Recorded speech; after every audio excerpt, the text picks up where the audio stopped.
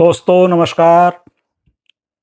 उमेश रस्तोगी के YouTube channel Umesh Rastogi wellness with wisdom में आपका हार्दिक स्वागत है। दोस्तों, सुप्रीम कोर्ट की सुनवाई के दौरान आपने बार बार रेगुलेशन 35(1) का नाम सुना होगा, लेकिन अधिकांश बैंक पेंशनर्स यह नहीं जानते कि यह रेगुलेशन वास्तव में क्या है। आइए इसे सरल भाषा में समझते हैं कि पेंशन रेगुलेशन क्या है। जब किसी बैंक कर्मचारी की सेवाएं समाप्त होती हैं और वह सेवानिवृत्त होता है तो उसकी पेंशन किसी बाइपर्टाइट सेटलमेंट से नहीं बल्कि बैंक एम्प्लॉयज पेंशन रेगुलेशंस के अनुसार निर्धारित की जाती है। यही रेगुलेशन यह तय करते हैं कि कौन पेंशन पाने का पात्र है, कितनी पेंशन मिलेगी, पारिवारिक पेंशन कैसे मिलेगी, महंगाई राहत कैसे मिलेगी और पेंशन से जुड़े अन्य अधिकार क्या होंगे। इन्हीं रेगुलेशंस में एक महत्वपूर्ण प्रावधान है रेगुलेशन 35। रेगुलेशन 35(1) क्या है, यह किस बारे में है? अगर सरल शब्दों में कहें तो यह रेगुलेशन बेसिक पेंशन की गणना से संबंधित है, यानी किसी कर्मचारी की मूल पेंशन कितनी होगी, किस वेतन को आधार माना जाएगा, किस सेवा अवधि को जोड़ा जाएगा। यही इसका मूल उद्देश्य है। फिर इसे लेकर इतना विवाद क्यों है, यही सबसे महत्वपूर्ण प्रश्न है। सुप्रीम कोर्ट में चल रहे MC सिंगला केस के दौरान एक शब्द बार बार सुनाई देता है, रेगुलेशन 35(1). लेकिन प्रश्न यह है कि आखिर यह रेगुलेशन 35(1) है क्या और इस पर इतनी लंबी कानूनी बहस क्यों हो रही है। आइए इसे बिल्कुल सरल भाषा में समझते हैं। बैंक कर्मचारियों की pension bank employees pension regulations के अंतर्गत दी जाती है। इन विनियमों में अनेक नियम हैं, जिनमें से एक है रेगुलेशन 35। यह विनियम मुख्य रूप से यह बताता है कि पेंशन की राशि किस आधार पर निर्धारित की जाएगी, अर्थात किसी कर्मचारी की सेवा, वेतन और लागू नियमों के आधार पर उसकी मूल पेंशन कैसे तय होगी। आइए सबसे पहले जानते हैं कि रेगुलेशन 35(1) का मूल प्रावधान क्या था। मूल प्रावधान 1995 में लागू हुआ, जब पेंशन स्कीम 29 सितंबर 1995 को लागू की गई। तो रेगुलेशन 35(1) में स्पष्ट रूप से लिखा था कि 1 जनवरी 1986 से 31 अक्टूबर 1987 के बीच रिटायर हुए कर्मचारियों की बेसिक पेंशन और एडिशनल पेंशन को अपेंडिक्स 1 के फार्मूले के अनुसार अपडेट किया जाएगा। यह फार्मूला 4th पे कमीशन के समान था। अपेंडिक्स 1 का मुख्य अंश 1986-87 बैच के लिए मूल फार्मूला बना। बेसिक पेंशन अपडेशन फार्मूला 1/1/1986 से 31/10/1987 तक रिटायर कर्मचारियों के लिए।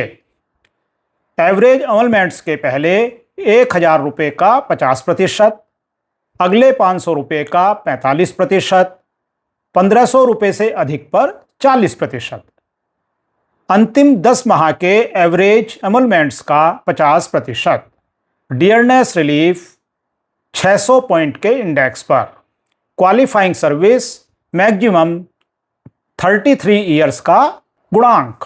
2003 का महत्वपूर्ण संशोधन गवर्नमेंट गजट नोटिफिकेशन जारी हुआ मार्च 2003 में। केंद्र सरकार की अधिसूचना गवर्नमेंट गजट नोटिफिकेशन के माध्यम से रेगुलेशन 35(1) को संशोधित किया गया, जो सभी रिटायर्ड कर्मचारियों पर लागू हो गया। नया पाठ इस प्रकार है, basic pension and additional pension wherever applicable shall be updated as per the formula given in appendix 1। इस प्रकार 2003 के संशोधन के बाद यह फार्मूला अब सभी पुराने पेंशनर्स के लिए अपडेशन का आधार बन गया है, न कि केवल 1986-87 बैच के लिए। इस संशोधन का मतलब क्या है?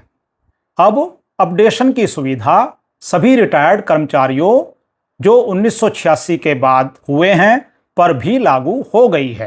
तारीख की सीमा हटा दी गई है।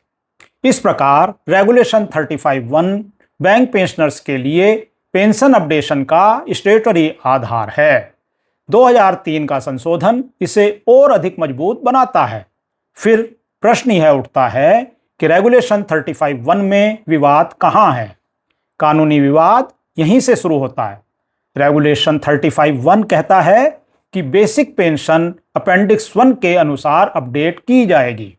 2003 में इसे सभी पेंशनर्स पर लागू करने के लिए संशोधित किया गया। याचिकाकर्ता का कहना है यदि रेगुलेशन 35 को उसके संशोधनों और बाद की व्यवस्थाओं के साथ पढ़ा जाए तो पेंशन अपडेशन का आधार बनता है। याचिकाकर्ता कहते हैं कि यह स्टैट्यूटरी अधिकार है, जबकि बैंक और अन्य प्रतिवादी इससे इनकार करते हैं। वे कहते हैं रेगुलेशन 35 केवल मूल पेंशन तय करता है, पेंशन अपडेशन अलग विषय है। अब प्रश्न यह नहीं है कि पेंशन कैसे तय होगी। वास्तविक प्रश्न यह है कि क्या रेगुलेशन 35(1) केवल प्रारंभिक पेंशन निर्धारण की बात करता है या फिर क्या यही प्रावधान भविष्य में पेंशन अपडेशन का भी कानूनी आधार बन सकता है? इसी प्रश्न का उत्तर सुप्रीम कोर्ट द्वारा खोजा जा रहा है। यही वजह है कि MC सिंगला मामले में सुप्रीम कोर्ट इस पर बार बार जोर दे रहा है। पहले यह समझते हैं कि पेंशन अपडेशन का अर्थ क्या है। मान लीजिए 2 अधिकारी एक ही पद पर कार्यरत थे। एक अधिकारी 1992 में सेवानिवृत्त हुआ और दूसरा 2002 में। दोनों का पद और सेवा लगभग समान थी, लेकिन वेतन संशोधनों के कारण बाद में सेवानिवृत्त अधिकारी की मूल पेंशन अधिक हो सकती है। पेंशन अपडेशन का विचार यह है कि पुराने पेंशनर्स की मूल पेंशन को भी बाद की वेतन संरचना के अनुरूप एक निर्धारित सिद्धांत के आधार पर पुनः निर्धारित किया जाए। ध्यान रहे, यह डियरनेस रिलीफ महंगाई राहत से अलग विषय है। यहाँ इस अंतर को समझना बहुत आवश्यक है कि डियरनेस रिलीफ और पेंशन अपडेशन में क्या फर्क है। मान लीजिए आज आपकी बेसिक पेंशन 20,000 रुपये है। महंगाई बढ़ती है, सरकार आपको डियरनेस रिलीफ दे देती है। इससे आपकी कुल पेंशन बढ़ जाती है, लेकिन बेसिक पेंशन 20,000 पर ही रहती है। दूसरी स्थिति देखें, यदि बेसिक पेंशन 20,000 रुपये से बढ़ाकर 28,000 रुपये कर दी जाए तो इसे पेंशन अपडेशन कहा जाता है। यानी डियरनेस रिलीफ महंगाई की भरपाई करता है, जबकि पेंशन अपडेशन मूल पेंशन के पुनर्निर्धारण से जुड़ा हुआ विषय है। यही विवाद सुप्रीम कोर्ट में क्यों है? यह प्रश्न वाजिब है।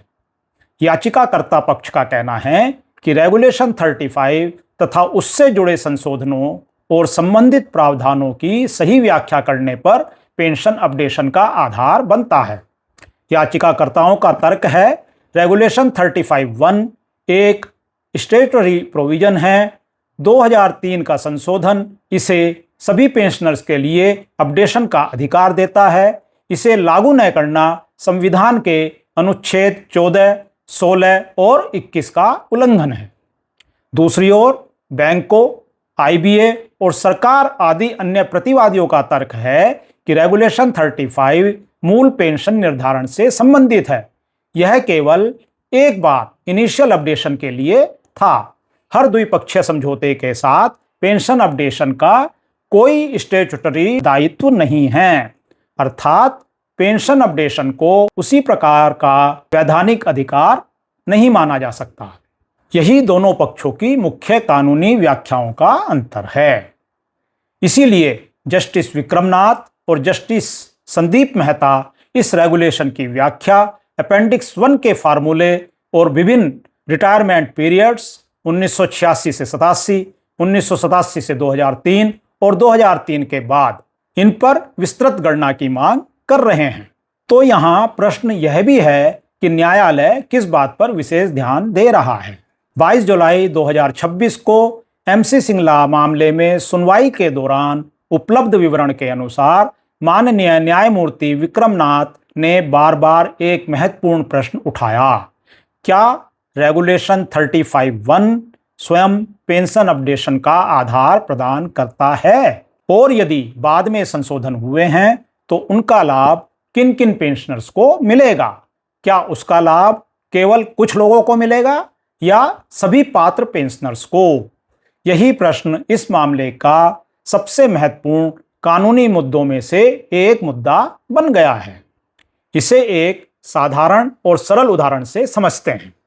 मान लीजिए किसी विद्यालय के नियमों में लिखा है कि सभी विद्यार्थियों को छात्रवृत्ति दी जाएगी। कुछ वर्षों बाद नियम में संशोधन करके छात्रवृत्ति की राशि बढ़ा दी जाती है। अब प्रश्न उठता है कि क्या बढ़ी हुई राशि केवल नए विद्यार्थियों को मिलेगी या पुराने पात्र विद्यार्थियों को भी बढ़कर दी जाएगी? इस प्रकार का कानूनी प्रश्न इस मामले में भी उठ रहा है। हालांकि वास्तविक उत्तर संबंधित पेंशन विनियमों, संशोधनों और न्यायालय की व्याख्या पर निर्भर करेगा।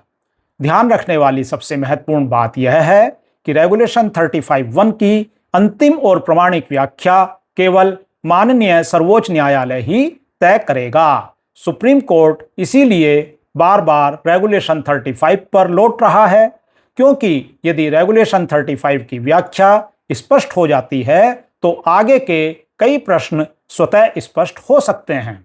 इसलिए अभी किसी भी पक्ष की व्याख्या को अंतिम निर्णय नहीं माना जा सकता। न्यायालय के अंतिम आदेश के बाद ही इस प्रश्न का विधिक समाधान स्पष्ट होगा। साथियों, यह समझना आवश्यक है कि सुप्रीम कोर्ट अभी इस विषय पर विचार कर रहा है। इस वीडियो का उद्देश्य केवल बैंक पेंशनर्स और आम दर्शकों को MC सिंगला केस तथा रेगुलेशन 35 के कानूनी पहलुओं की सरल जानकारी देना है। यह वीडियो उपलब्ध सार्वजनिक जानकारी और सुनवाई संबंधी विवरणों पर आधारित है। इसे सर्वोच्च न्यायालय की आधिकारिक कार्यवाही, अधिकृत प्रतिलिपि या अंतिम निर्णय के रूप में न देखा जाए। मामले की अंतिम कानूनी स्थिति केवल माननीय सर्वोच्च न्यायालय के आधिकारिक आदेश और निर्णय से ही निर्धारित होगी। रेगुलेशन 35(1) के संदर्भ में दी गई यह जानकारी पसंद आई होगी। कृपया कमेंट सेक्शन में अपने विचारों से हमें अवगत कराएं। हमारे वीडियो को लाइक और शेयर करें, और हमारे चैनल को यदि आपने अभी तक सब्सक्राइब नहीं किया है तो कृपया इसे सब्सक्राइब करें। धन्यवाद। नमस्कार। जय हिंद, जय भारत।